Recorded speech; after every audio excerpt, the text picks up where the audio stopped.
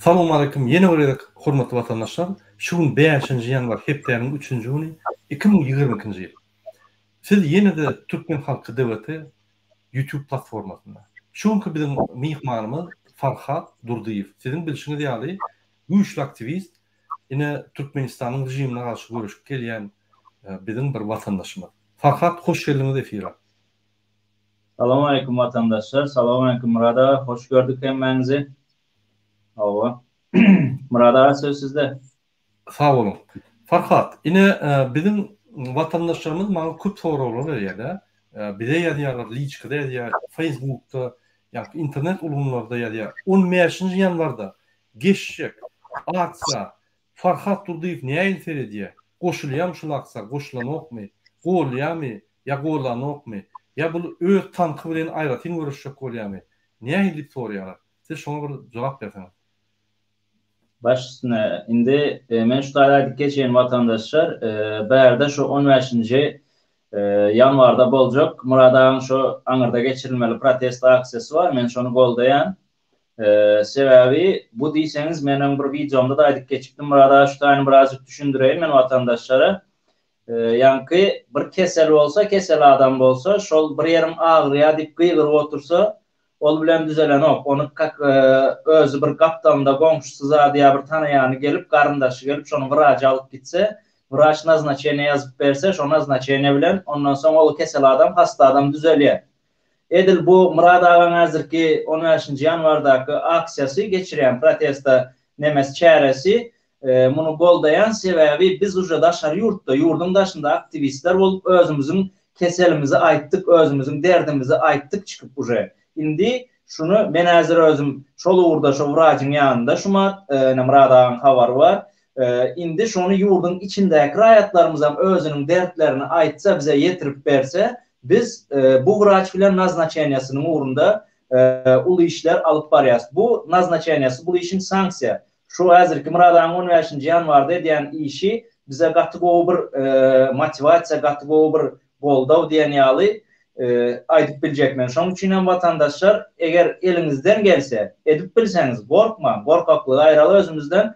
Şu Murad agaň häzirki 15-nji ýanwardaky çağırışyna hemmemiz aktiv ýagdaýda gatnaşaly. Sebäbi indi bize hiç kim, hiç kaçan hiç yerden gelip edip bermeýär. Diňe özümüz çykmaly, özümüz hereket etmeli. Şoň üçin häzir bugün men ýöreýtem Murad aga bilen Zoom'a geldim. Vatandaşlar bilen hem Murad aga bilen bir pikir alşaly, şul işleri bir golda aldy.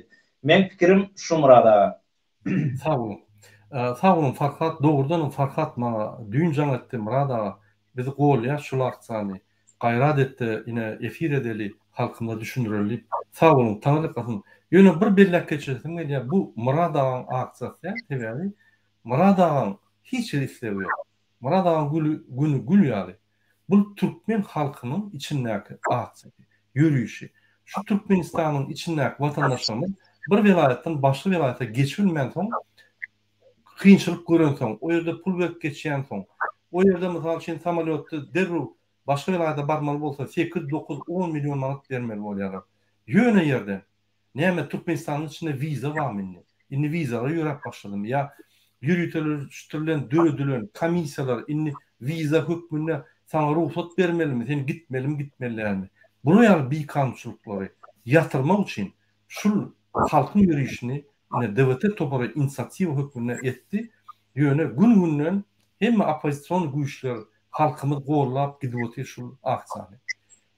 Farhat, ine şul 15 ýanwardaky bolup geçjek ýürüýüşe bizim Türkmenlerimiz soraýar. Men näme kömek edip bilen? Ine Türkmenistanyň içindäkiler düşnükli. Biz welaýatlar boýunça aýdyp çykdyk. Daha şu welaýaty mal ýap ýa-da ruh beretlik postuna baryp postor açmaly. Lewap welaýaty täze dünýä bazaryna baryp 10 saat 10-na şöyle üýüşüp ýakynlak posty. Täze dünýä bazaryna görnýän posta baryp şonu açmaly. Ahal welaýaty Gäwut etrabyna post we ruhu biletnik Aşgabatyň ýa-da ahal welaýatyň ruhu biletnik postuna baryp ýollar açmaly. Balkan welaýaty baryp häkimliň, şäher häkiminiň öňüne ýa-da üýüşüp şo ýerde welaýat häkim çağırıp prezident vekili bolsaň adam başyna ýa-da maşgala başyna 4 manat sosial madda kömegi talap etmeli. Mar velayeti Levawa tarap gidýän ýoly açmaly. Ine bu has ansat düşünükli gyýsy düşündürüş. Indi bizim vatandaşlarymyz sorýar, Ilaytada daşynaklar, içindäkiler belli. Daşynaklar sorýar. Birinji içindäkiler oturar. Ine kiçik etraplar var, arçynlyklar var. Ine şolar sorýar. Barada biz ine velayete barmana ýolmy daş. Biz näme edebilir? Elbette edip boljak zatlar bar. Şo ýerde etrap hekiminiň öňüne barın. Eger velayete gidip bilmeseňiz, etrap hekiminiň öňüne barın da şo ýerden siz etrap hekiminden talep edin, ýollar açdyn. Etraplaryň arasyndaky ýollar açdyn. Ýollar ýapylyp bolmasyn. Şoň karary bilen, eger prezidentiň buyrugy bolsa, prezidente jan etsin. Ya şoň wekili şol. Biz ýollar açmaly. Velayetiň etraplaryň içindäki ýollar açmaly. Şo ýerde posta bolsa, posta barıp ýol açdym, üýşüp gidin. Ine şu gün men Türkmenistanyň habar aldım. Türkiýede ýaşaýan türkmenler öz doğun gardaşyna jan edip, men adam maşyna ine 1 milyondan berýän, 2 milyondan berýän 20 adam ýygnaňda posta tarap ýürüşelim diýip, ýa-ni öz gardaşlaryna motivasiýa berip etdirip oturýar. Men gem gördüm. Ozdan çykýar, marada men şuna motivasiýa berjek diýip, maňa jan edip aýdýarlar. O zat her hil görünüş var, çıkmam. Kime motivasiýa gerek, kime watançylyk gerek, kime ýa-ni çağırуу üçin, oň tapawudy ýok. Biz öňe çykyp adalatlygymy almaly. Ine habar geldi, Mar velayetden ýanja Levawa adamlar geldi. Ýollar açyk diýen barada.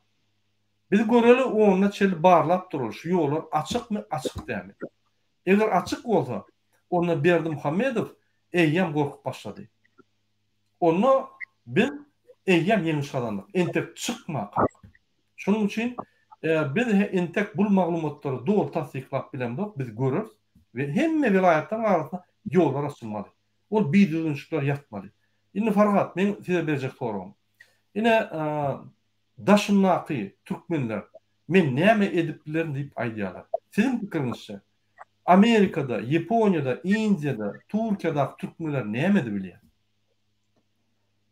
Mesela näme kömek edip bilýär? Meniň diýjegim ne bize öňe çykyp gören protesta bolsun, Zoom bolsun ýa-da öz kanallarymyzda çykyş edip görürs. Onu hemme de watandaşlarymyzdan bilýär. Eger edip bilseler çıkmaly, şularam köçe. Çıkmaly. Ýöne edip bilmeseler işi diýdi zat, diýdi eger özleriniň bir nemeleri, meseleleri ýa-da problemalary bolup gelip gatnaşyp bilmeseler hem oturan ýerlerinde protest edip goldaw edip bilýärler. Daşardaky watandaşlarymyz. Sebäbi men bu suwutnamasyny siz ýadyňyza düşen bolsa Ženewa baraňyzda protest edeňizde men şo taýda öýüň içinde protest edipdim. Edil şoň ýaly edip kagyzyň ýüzüne ýazyp özüniň näýleligini şeýle kömekler bilen edip bilýärler. Sebäbi her kim öýüň içinden etse de 100 adam etse uje 100 sany protesta bolýar. Daşardan hem şeýle bir motivasiýa goldaw berip bolýar halka we ýene de elinden geldigiçe şo içeride daýan protesta çykan watandaşlarymyz var. Şu protesta çıkan vatandaşlarımızın videolarını başardığından ellerine geldiği ýaly sosyal medyada ýa-ni TikTok'ta ya da Facebook'ta ya da Telegram'da ya da hiç öz atmana korkup ya da birazcık çekinse bize atsın şu videolar, içeriden gelen videoları ve sosyal medyanı güçlü ulanmak için daşardaky gören türkmenlerimiz bir gatı ulu bir motivasiya, gatı ulu bir güç olup durup biledik. Men özüm fikirdiýän sebäbi sosial media dünýäde 3-nji güç hesaplanýar. Hazırne Gazagystana seyretsek, Gazagystanyň hemme videoları uju ýaýrap otýar. Dünýäniň hemme çar küncüne ýaýrap otýar. Şo videoları ýaýratmakda da daşardaky watandaşlarymyzyň köp bölegi bize ýakyndan kömek edip biler. Hatta içeridäki watandaşlarymyza da kömek edip biler. Sebäbi şo taýdaky videoda şarik çykyp paýlaşylandan soň şu içerideki vatandaşlara karşı diktatör stomatolog tarafından ulanılacak gücü pes edip bilýär men öz şahsi pikirimi aýdyp geçýär. Gatı doğru. Men goşulýan sizin pikirlerine de sizin vatandaşlar. Türkmenistanyň içinde ine halk görüşýär. İstanbullaklar aeroporda çykýar. Galan millet, galan türkmen halk öz mobil telefonu bilen kiçik jurnalist bolup bilýär. Nirde bir yerde videoda görsep paylaşıp hemme informasyonu dine Türkmenistan'da dünyanın informasyon ulgamlaryna Türkmenistan boyunca informasyonu yağdırıp durmalı. Türkmenistan'da bir politsiyeski ya bir halkın bir şeyini ağzına bir zat eden olsa derhal yaramalı. Türkmenistan'da bir kadın olsa derhal yaramalı. İstanbul aeroportda bir çıkan olsa derhal yaramalı. Biz bütün dünyanın mass media teatr Kazakistan'a biz şon üntünü Türkmenistan'a çekmeliyiz. Şonu Türkmenistan'ın içinden halk özü sahnada olsa özünün geroy var ya. Korkuluk da özü yitip gidiyor. Yine sizin başarabilecek adamı esası şu. Kahramanlık olsanız video dedim. Şol 15. protesti go'lap, yani öňünden video edip eýem YouTube'ga goýup başlap. 15. ýyllaryň protestlerini eýem hemme ýerde informasiýa berip aýtmaly. Sebäbi biz edýän işimizi publiçne kanun esasyna parahat ýolla hemmeler bilmeli. Näçe rejim tutup adamlar gizliýär ya adamlar helak edýär. Haçanla informasiýany gizliýär. Şu publiçne bolmasyn gizliýin edip her wagt gizliýin jinayetlerini edýän şol rejim.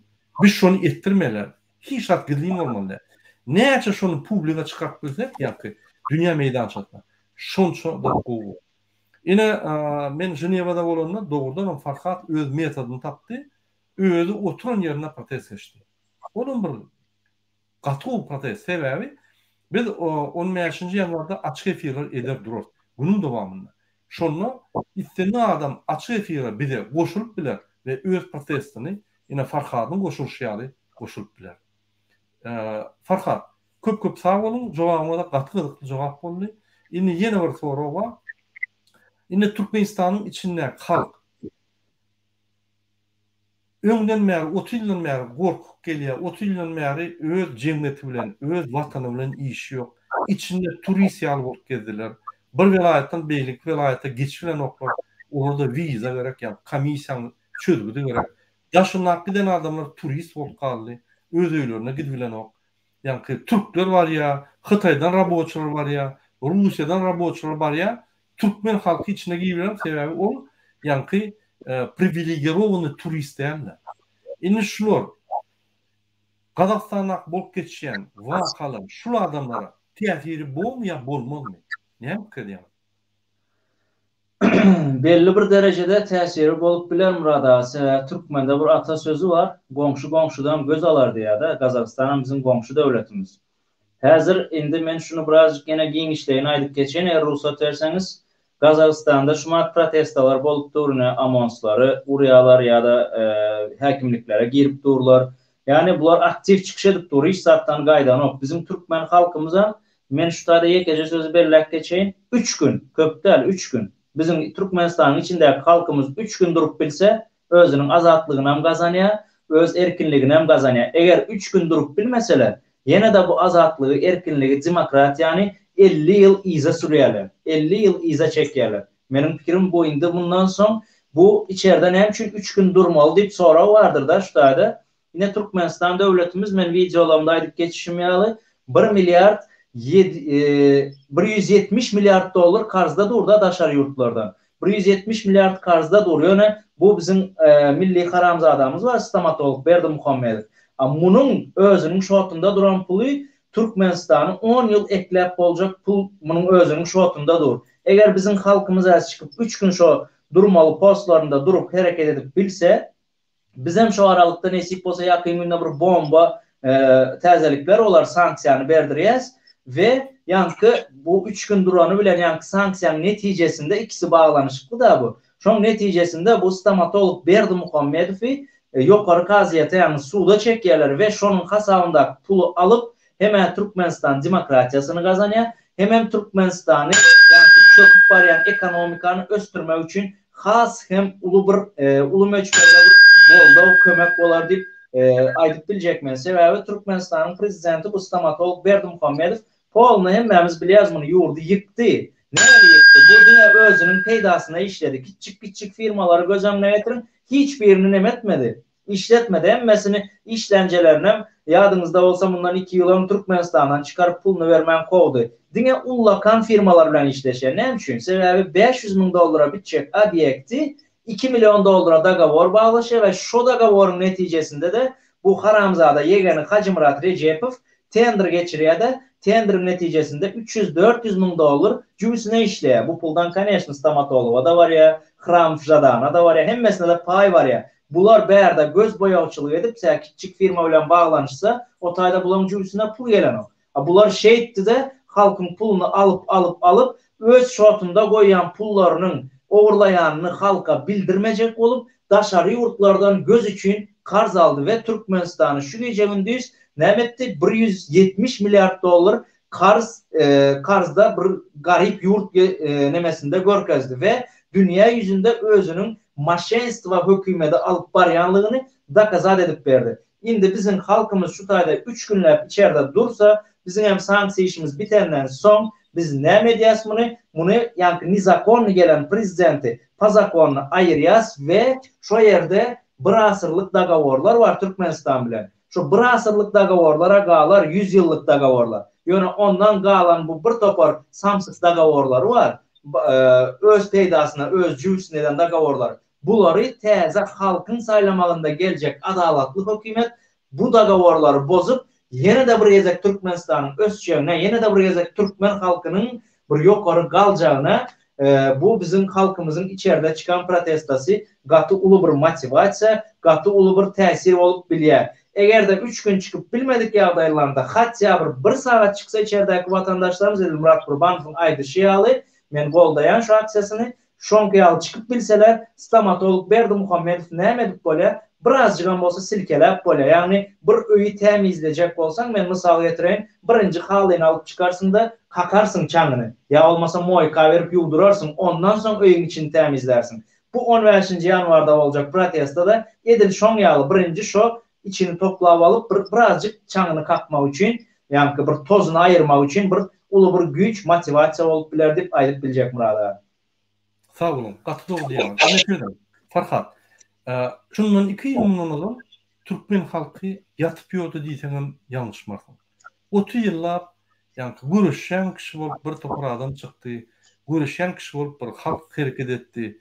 Yankı tohumlar atılıp yanı güyük başlattı. Opozisyon hareketleri.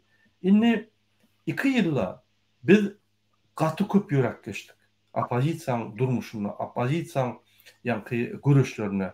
Biz köp saat ettik. Biz 5 devletten, Orta Asya'daki 5 devletin en sonki diktatör devletinden ikinci yere geldik.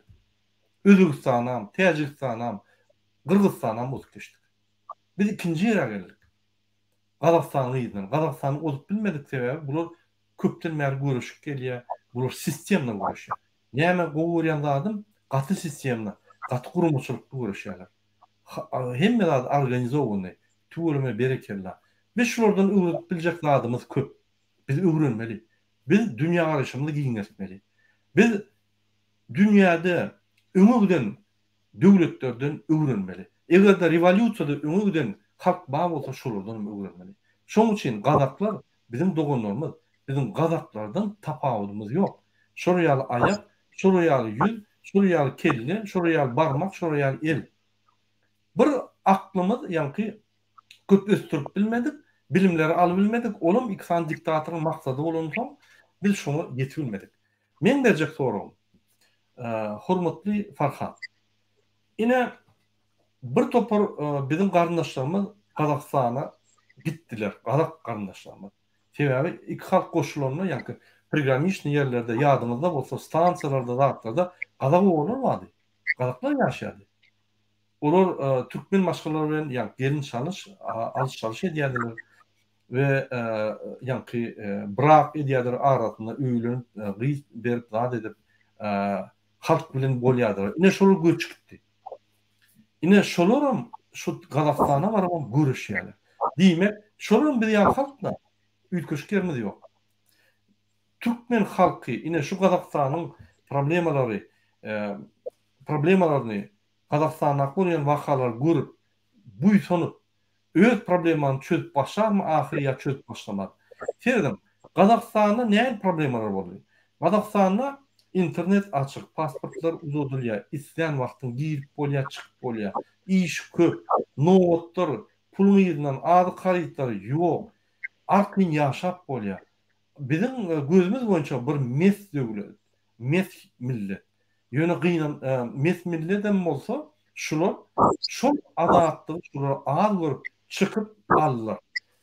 Nazarbayewiň ýanky şekilini ýykdylar.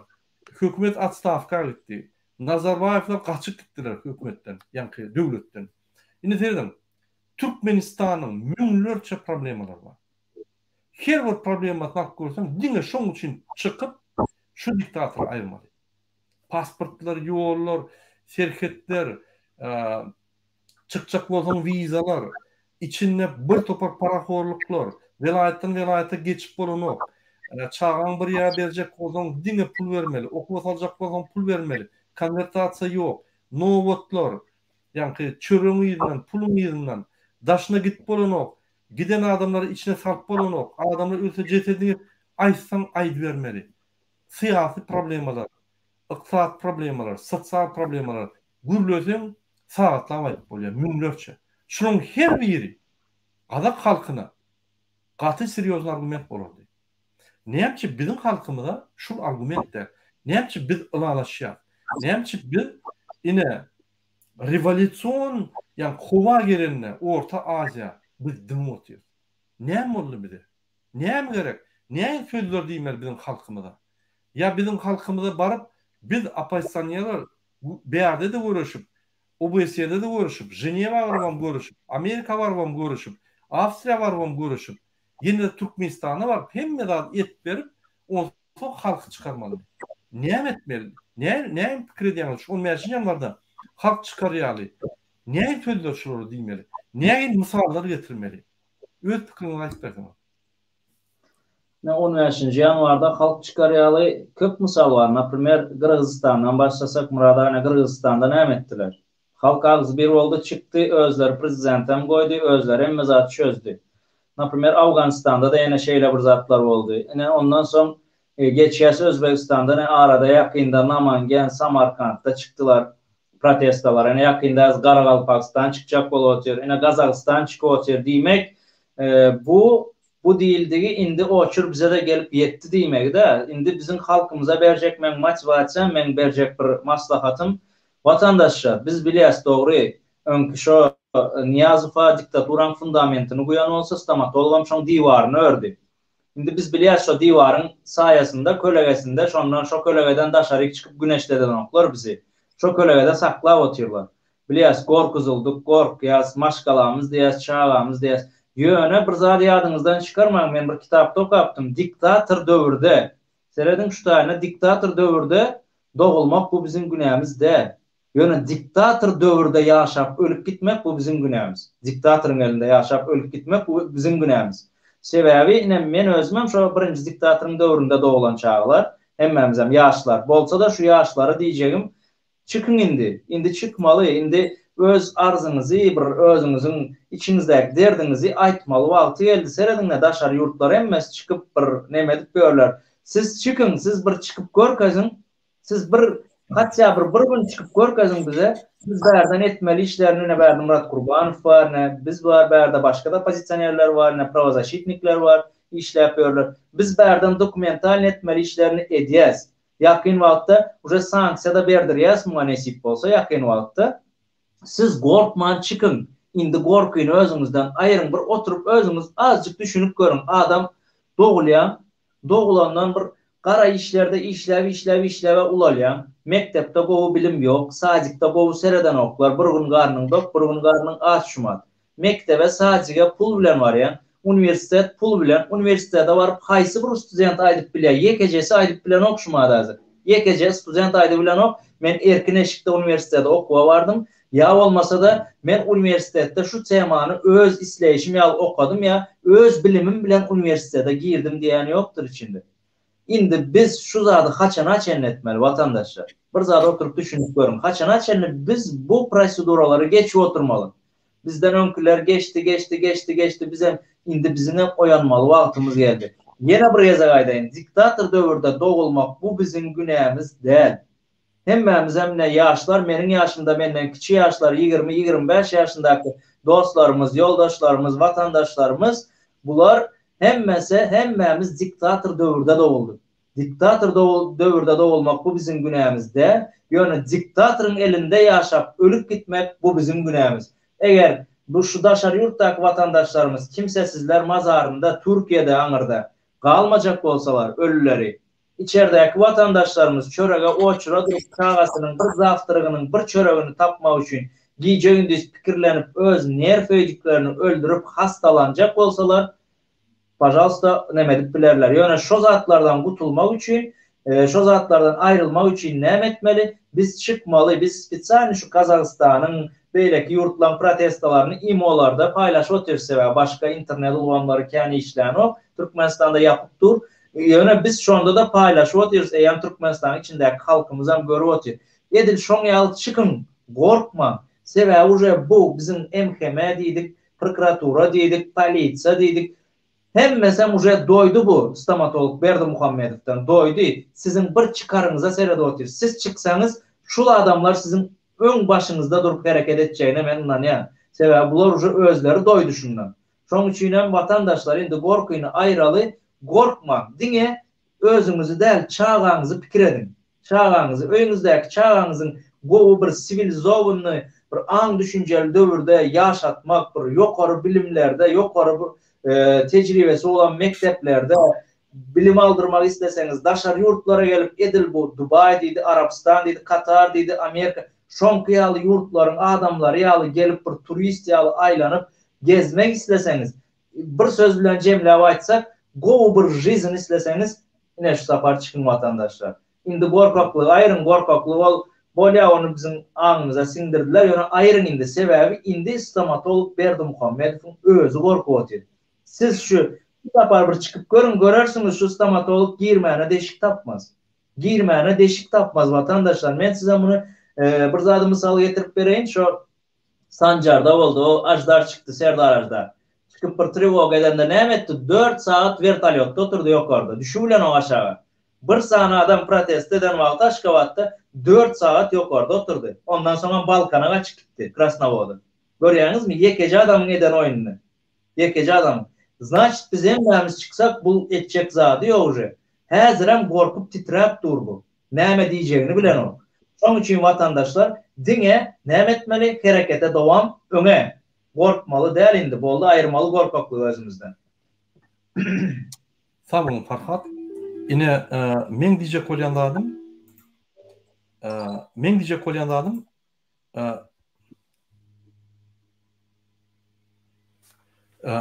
bolýanlarym senin hormatly vatandaşlar. Biz sizi her wagt akçylara çağırýar, hereketlere.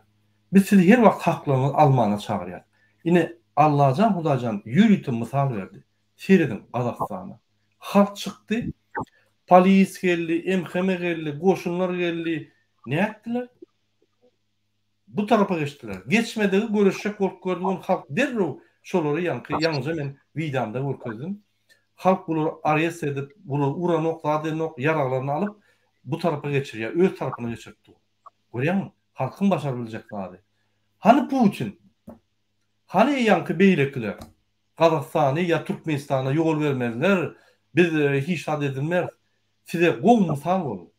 Bu mysaldan beter diňe etmek gardy. Şoň üçin seredin ülkerin gowy. Entek biz başlandy olan protesta. Eýýem gorkup Mar welaýatyna baryp, ýa Klevap welaýatyna baryp adamlar, ýa Mar welaýatyna bir gady edarasy şul ahranadan başlap ýolgoşdan şeýle iş taşlapdylar. Pulumuz at bilemez ok işejekler diýip. Şo ýere adam iýertirip, jaň edip, nalişni eltip durman gaýra dedim. Men pullary ugurlap durmaly Türkmenistanyň. Saklaman gady. Sebäbi saklasamaz men kontraktlarym bar. Öz husus kontraktlarym. Şondan men gady ugurlap bilemok, pullary tebi baýlykly ugurlap bilemok.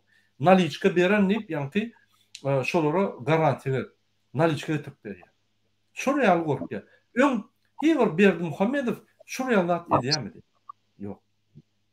Uraganda adamlar ölünne akşam konsert berýär. Ertesi çıkış edip, ýa ölen adamyň hasagyny berip, halka gynanç bildirmeli adam Raşid Meredov bilen solny konsert berýärmişdi. Berýärdi. Indi näýli? Entek biz galamda on. Entek ayın 4'ü 10 mir bulma. Ilgap diyor, näme diýse halka berip ýatyr. Men gen görmen häzir ýol açan bolsa. Ýol açyk men yapamok diýip, ýene de men günäkär däl. Bir kan vice-premier basarda ýanky Takaýewiň eden oýuny. Atstavkany hökümeti iýerdi, ýanky premier ministr, kabinet ministri bilen.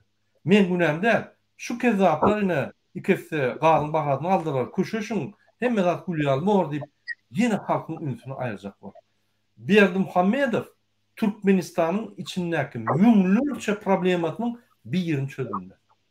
Bir ýerini çözülen kişi bolup size 10 günlük 15 günlük ýanky allap sizi badyňyza aýyrdyp, öýüňize gaýtaryp, olsoň öýüňizde bir-birden ýanky size basyş eder ýaly adamlaryny berer. Bir zat unutma. Gazaklar nämiş bu tosir? Bir gallymy öýe gitmän da kansa gidýär. Öňünde duruljak zat ýok. Putin, beýleki, eýleki hiç kim durmaz. Şoň üçin bizem öňe çyksak duruljak zat ýok. Inanyň. Sen aýal maşgala bol, sen çağajyk bol, sen uly bol. Bul watan söwüşi.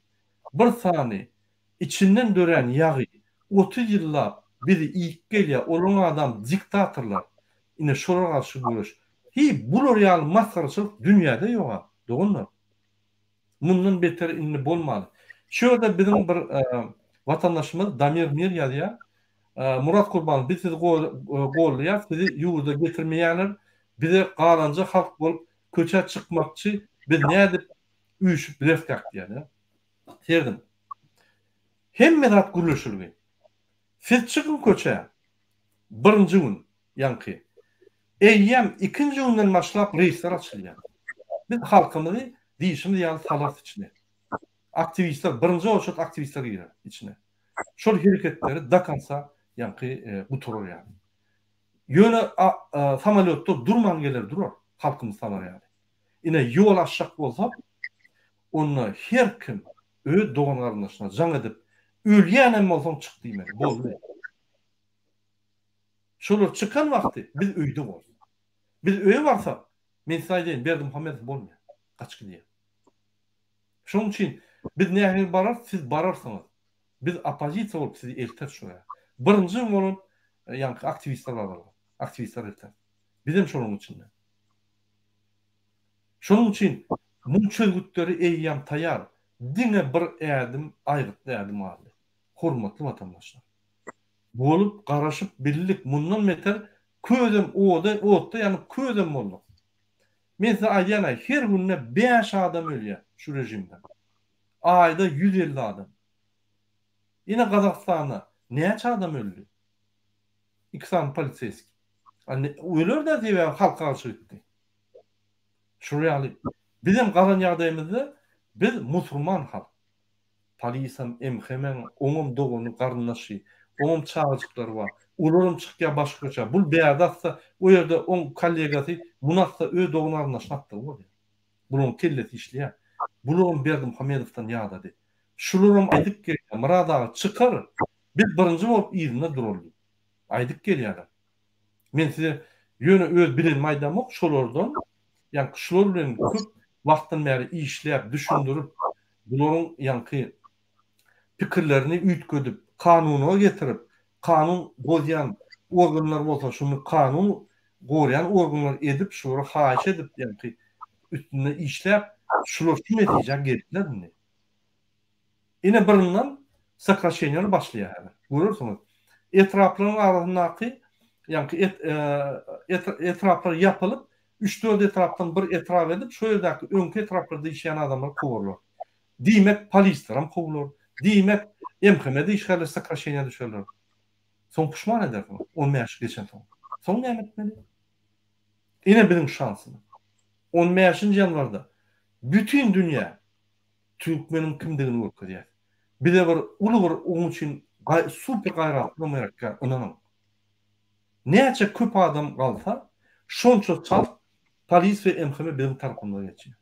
Inanam. Bir adam meni hiç zat çözemok, ine müň galsa menem galjak. Bir adam hemme zat çözýär. Ananam, bir adam çözýär. Bir adam alsa beýlik ılgap ýanyna bar ýa. Ine şeýle bolmaly. Ine şondan biz güýçli halk bolýar. Şoň üçin ine sizi egerde öýüňize gaýtjak bolsaňyz, bize hökman bar ýa. Onu köçe çykyn. Köçe çykyp talap edin. Köçe çykanyňyzda hökman iki tarapyňyzda, dört tarapyňyzda video, surat alıp derrüw paýlamaly. Türkmen Telekom'da işleyen vatandaşlar size haş edýär. İnterneti Berdi Muhammedow gıyırıp sesini kırsa da açın. Adamlar pul verdi mi? Wi-Fi төлedi mi? Açın interneti. 4-5 gün internet saklan. 10 meşine oyun 2 gün, son 2 gün saklan. Qalan adı gaýretmeň. Size hiç kim işlat diýmeden için. O sizin borcunuz. Hukuk koruyan organlar, MHM, polis, harby gullugy yeni bir gerek ýatda diýen halkyň tarapyna geçmeli. Halk şuraya ýalyda kriza döwlet gelende, tupi gelende, hökümet ýykylanna, hökümet ýykyldy. Hiç tadı işleyen yok. Dine paraforluk sistemi işleyen. Hiç şeyli mali sistemi, iqtisad sistemi, sosyal sistemi, siyasi sistemi, hiç şeyli sistemi işleyen. Hökümet yıkıldı. Şu yıkılan vakti force major dörüyor. Halk şu Türkmenistan'ın en yukarı derecedeki organ bolup öz eline hükmedi, öz eline devlet dolandırışı alıyor. Şunun için halk kalanına, şunu alacak olanına, konstitusiyanın esasına siz öne çıkıp devlet olsanız sizi 5 yılla, 10 yılla katı ulu cinayet işinin ömrünü yağlı sizi kariyede çağırırlar. Eğer 10 yaşına çağırmatalar, 20 yanvar çağırmatalar, 20 yanvarda 2023'te çağırırlar, yönü hükman çağırırlar. Yadınızdan çıkarmak şunu. Prezident deyiptir. Sizin qadaqlar 30 san poliseski dur, 50 adam gelenine poliseski qıra çekiliyor. Neyme sen şunu edin, bizim işimiz yok. Qaytip üstüne koşuluyor. Ajdar dağı çıkan, Ajdar diyen, o 96'da mi 94'te bizim vatandaşlarımız çıkanlar, men bir poliseski yollaşım var. Şöyle polisiya bolýardy. Ol gönü diýdi şo ýerde. 500 adam gelenine bizim sizinle işimiz yok. Geçirim, gün geçirim deyip hiç kim işlat diýmediler. 96'da. Ine häzir 2020 ýylda. Bütün dünya ösüp duran wagty. Käbir döwletler eýän başga planeta göçjek bolup raketlara iwep durýaka.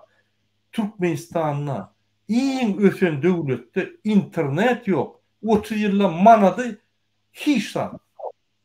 Ine bu döwletde näçe sen poliseski bolup şuraya siýasaty gorlap dursun. Hiç ýyl hakyň yok. Hiç ýyl hakyň yok. Şuraya diktator, halk diýen döwleti tupiýe getiren adam gorlamana hiç ýyl hakyň yok. Sebäbi halk çıkıp öz haklaryny alyp başlaýar. Şonda sen dine gorlamaly. Farhat, men azık sizden köp gülädim bagşasyňyz. Yok yok. Forumma biz şu efir gıyf edile diýişdik. Sebäbi ýene köp efirler eder. Ine men şu 4-nji efirim. Beýnandan da 4-nji efirim çykmaly bolýan sebäbi köp wakalar geçip dur, men şonu beýan edip halkyny düşündirmesem wagt geçip dur, bizim halkyny düşünmeli. Bolup ketýän zatlary. Informasiýanyň iň esasy maksady gerek wagty, bolan wagty birinji bolup almak. Ine şoň üçin biz geçirip ötýär. Indi sizden bir haýyş. Farhat, beýleki opozisiýon güýçleri var Türkmenistanda. İçinde daşynlar. İçinde yankı yapık güýçler. 3-4 adam, 5 adam, 10 adam, 20 adam, 30 adam, 50 adam käbiderlerden habarlaşýar. Türkmenistanyň daşynda gruplar var. Mysal üçin Soýuny Fikrim grupy, mysal üçin demokratik geňeşe girmeýän Türkmenistan demokratik geňeşine girmeýän gruplar var. Ine şolar şuraya wakalar bolanlar, şuraya hereketler başlanma. On tapawy yok inisiatiwasy Farhat bolsun, DWT bolsun ýa-da ýene biri bolsun, on hiç il tapawy. Gollap goşulanda senem şo ýeňişim iýesi bolýar. Tapawy yok. Sebäbi bizim maksatlarymız bir. Bizim maksatlarymız däle ine DWT hökmen ýeňip birinji almaly. Ya Farhat ýeňip birinji almaly. Yok. Bizim maksadymız şu rejimi aýyrmaly, açyk saýlawlar geçirmeli. Ine şonda konkurensiýa bolar, açyk saýlaw geçirmezde. Ine şonda bir-birine konkurent bolup, şonda biz ýa-da kimiň hukyklaryny, kimiň hakiki programmalar, meýillamaları Türkmen halkyna has, zeru we has aktual dip görkezenleri ýa utorlar. Ol boljak. Ýöne oňa çelli. Şu meselede beýlik opozisiýon güýçler Türkmenistanyň içinde we daşynmaklar goşularmy ýa goşulmazmy? Näme pikir edýär? Indi murada eğer neme bolsa birinciden goşulsalar gatyp bolýar. Sebäbi hemmemizin hem diýişimiz ýa niýetimiz bir, etmeli wezipemiz bir zat şu stomatolog Berdimuhammedowy wezipesinden aýyrmak. Indi ikinciden goşulmasalaram ýene özleri bilýärler. Sebäbi näme diýär ol? Biz uje stomatologyň diktatoryny uje fliagalap alyp dökmeli günümüz wagtymyz ýakynlaşyp gelýärdi. Şo fliagaň bir gyrasyndan tutup bilmejek bolsalar, значит, şo Türkmenistan, täze Türkmenistan gurulan soňam men pikirimçe şo daşary ýurtda öz şyltaklaryny atyp gezerlermi kädiýär. Sebäbi bu bärde indi häzir bulan etjegi häzir eçenli şu aktivistlaň ýa başga öňde barýan şu hereket edýän opozisiýonlarlaryň üstünden şyltak atyp, şolara ýalan ýaşyryk töhmet atyp ýa bilemok ýene bir zatlar edip özlerinin reytinglerini götürmek üçin, halkı biraz özüne çekmek üçin mi ya da halkın birazcık toplanan bölegini bölmek üçin mi ýörüýte proýekt üçin mi diýen hereketler üçin täze Türkmenistanyň nesip bolsa diktatoriyy biz ýykyp guranymyzdan soň bular hemmesem jogap berer şonmagyňda. Ýanky bärde bulan pikiri var, häzir biz näme etsek edenimizi edeli, bular ýörebersin diktatoriyyklardan soň bizem baryp kaptan derim, şimdi oturayarsı yok, on yağlı zat yok opozisyonerlere. Şu harekete katnaşmayanların ayda men on yağlı zat yok. Hem mesela cevap verer ve bärde küýze döwen bilen suw getiren ikisi bile olmaz. Türkmende bir atasözü var. Küýze döwenen bir suw getiren bir. Yok, bu sapar on yağlı oyun bolmaz. Şoň üçin hem edip bilselere häzir boşulsunlar. Boşulmak isleyen zarımız var, zorumuz yok. Sebäbi olar goşulup ama bizim hareketimizi yine bozacak olsa, yine bölecek olsa ya da stomatologun alıp baryan diktator rejimini bozacak olsa bizim aramıza girip halkın almını böldürüp ondan goşulmanı men pikirimçe katı govu yerlikli olar mı kadiyen? Eğer goşulup bizim hareketimiz bilen devam etseler edil sizin aydışınız yalı diktatori kılandan sonra barıp her kim öz orunu, öz yerini, öz vezifesini eyeler. Goşulmasa da yine daşarda kalıversinler sebebi bu diktator rejimde hazır yine bir zat belirlek geçen Muradawy napример Belarusyada bir student ýogaldy. Şol student kızımız ýogaldy. Näme hasaby? Şol izinden gelen pul alıp bilen o pul näme üçin berilen? Stomatolog Berdimuhammedowyň kız dowany, aýal dowany Gülnawat Döwletowa diýen haramzada şotlary studentlere $2000 açyk dur polny.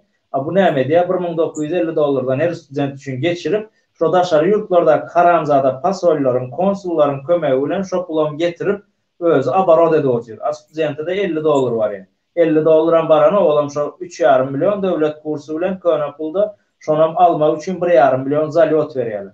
Napример, etraf häkimler, vilayet häkimler hemmesem şo zalyot bilen, pul bilen bir salam bereniň pul bolup galdy. Türkmenistanda şuma salam häkim diýeriň bir wezipede oturan adama. Şo rejim uje şeýle bir viziatka bilen, pul bilen halkı ezip, halka şyltak atıp, halka töhmet atıp, bir hili halkı nemedip gelýär. Значит, bularam boşulmasa bizim hareketimize, tak bularam şo rejimi, şo proseduranı alıp barotýarlar, men öz düşünjämde ve şo proseduranı alıp gidip bilerler özleri. Diýmek, şol haramzadalar, Türkmenistanyň içindäki haramzadalar, biz rejimi yıkanımızdan soň nesip bolsa, hak poложено kanunyň öňünde kolhoz başlygyndan yalakalyk edip tonkaýyp el öpýän ministr neçenli jogap berýän bolsa, daşary ýurtda как будто bize garşy bolup şulary boldan ýaly bolup hereket edýän opozisionerimiz bolsun ýa-da aktivistimiz bolsun tapawy ýok.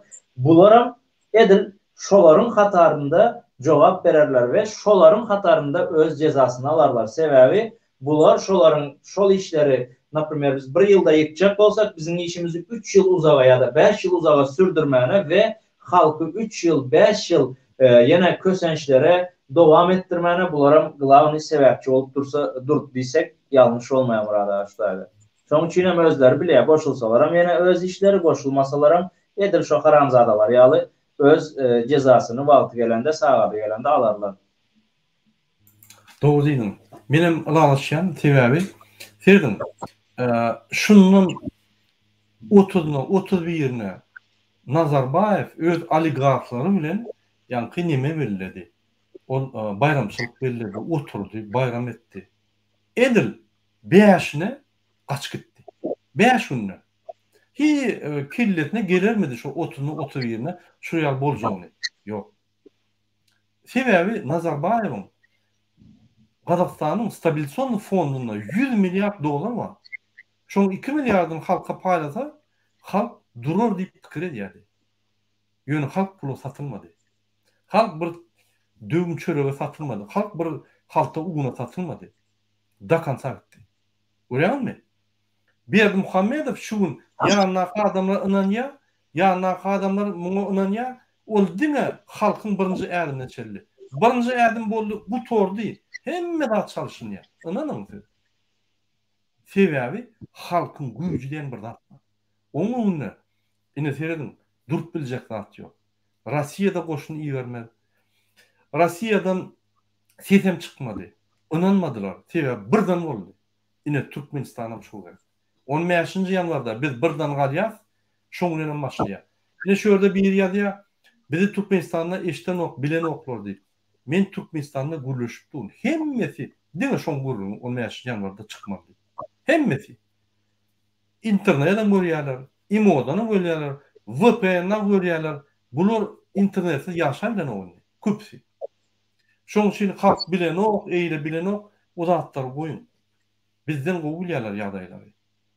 Ýene bir zat, bular sizden gorlugy aratýar. Siz özüňiz, öz dogan anlaşmaňyzy jaň edip gorlu bermeli. Daway çık, men senin arkanda, men senin üçin işledim 30 ýyllap, 15 ýyllap, 5 ýyllap, 2 ýyllap. Indi senin wagtyň geldi, men üçin bir adım at, men içine girjek.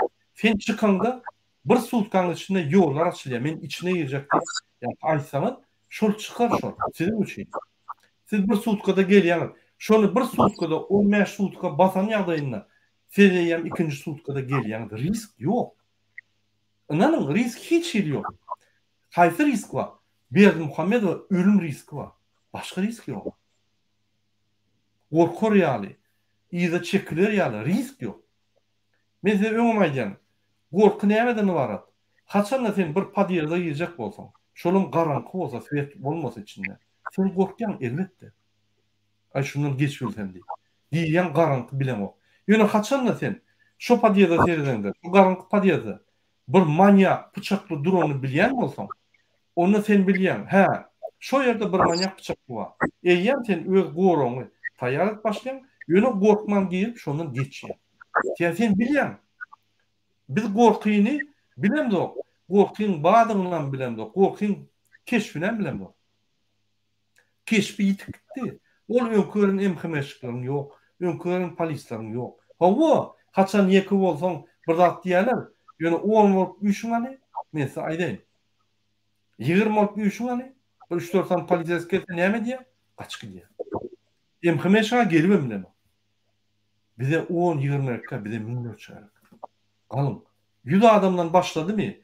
Gördüňizmi? Ilgap bap koşuň, näme boldy da näme boldy? Ay hiç tat etmeseňizem ýanyna duruň, näme boldy, näme boldy? Ýanyna polisler halk üç başlatyp, eýem öýler geçki diýip halkyň tarapyna. Ine çölükler köp. Inni hereket etme boldy. Biz 3 tane halka informasiýa berdik, galar ýaly. Allahjan Hudajan bir mysal getirdi. Ine 10 gün 15-den öň ine bir mysal getirdi Gazakystan. Öz dogunlaryna. Ine hemme zat elimizde. Putin diýdi, Biden diýdi, UBS, on, eýle, beýle, ýollar, emheme boş sözler. Ya diktator Berdimuhammedow. Diktator Berdimuhammedow Türkmenistanyň her bir gражданынан şeýle gorkýar. Siz pikir edeniz o sizden beter gorkýar siz ondan gorkuşyňyzdan. Sizden gorkýar. Polisam men saýdyn amanat adam üstüňizmi? Ay menem muňu çyna öljek. Ay näme sebäpden diýer, geçin diýer boldy. Şoňdan tutup siz ýene de öňe çykarsyňlar. Polisleram ýygyňyzdan bilen. Ine boljak iş. Şoň üçin hormatly watandaşlar, özüňiz oturda oýlanyň. 5 minut wagtdan, 5 minut oturup pikir edin.